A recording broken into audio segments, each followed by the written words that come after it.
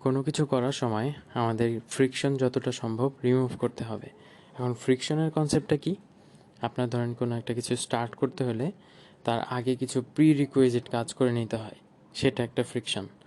আপনার ফোনে ঢুকতে নিলে আপনার খুব কমপ্লেক্স একটা পাসওয়ার্ড দিতে হয়, এটা একটা ফ্রিকশন। আপনার পিসিতে ঢুকতে হলে বারবার আপনাকে পাসওয়ার্ড দিতে হয়, এটা একটা ফ্রিকশন। আপনার পিসিতে লগ ইন করার পর ক্রোমে লগ ইন করতে হয়, এটা একটা ফ্রিকশন।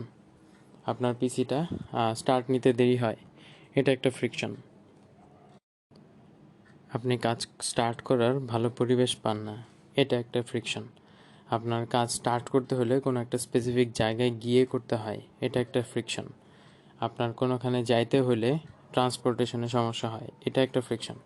ঠিক আছে, এই ফ্রিকশনগুলো যতক্ষণ পর্যন্ত আপনি মিনিমাইজ না করবেন ততক্ষণ পর্যন্ত আপনার প্রোডাক্টিভিটি অনেক কমে যাবে, অ্যান্ড আপনি ওই কাজটা করার জন্য যে ফ্লোটা দরকার, যে মোটিভেশনটা দরকার, ওইটা আর পাবেন না। ফ্রিকশন যত বাড়বে তত আপনার আউটপুট কমে আসবে, তত আপনি দেখবেন যে আপনি ওই ফ্লোটা পাচ্ছেন না।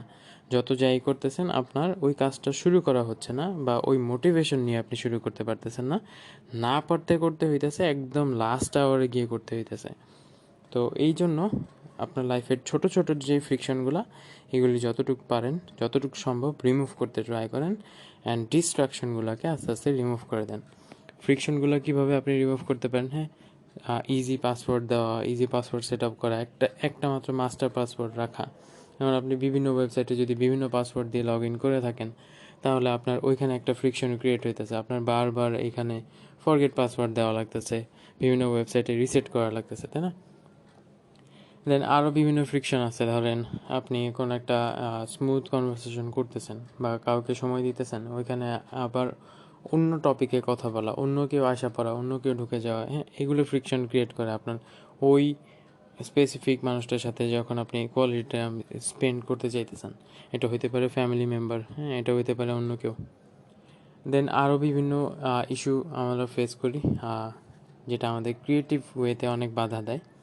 যেমন আপনি কাজ করতে বসলেন, আপনার সেই স্পেসিফিক সফটওয়্যারটা নাই, বা ওই স্পেসিফিক সফটওয়্যারটা ওপেন হইতে লেট হয়, আপনার পিসির কনফিগারেশন কম, হ্যাঁ, এই জিনিসগুলো অনেক বেশি ম্যাটার করে।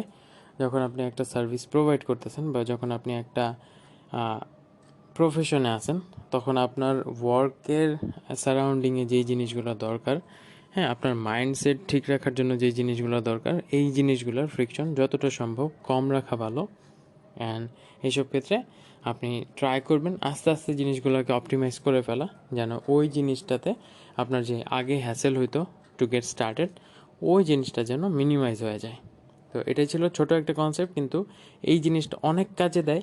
আমি আমার লাইফে ইমপ্লিমেন্ট করছি, আমি আমার ওয়ার্কের এনভায়রনমেন্টে ইমপ্লিমেন্ট করছি, ডিভাইসগুলোতে ইমপ্লিমেন্ট করছি।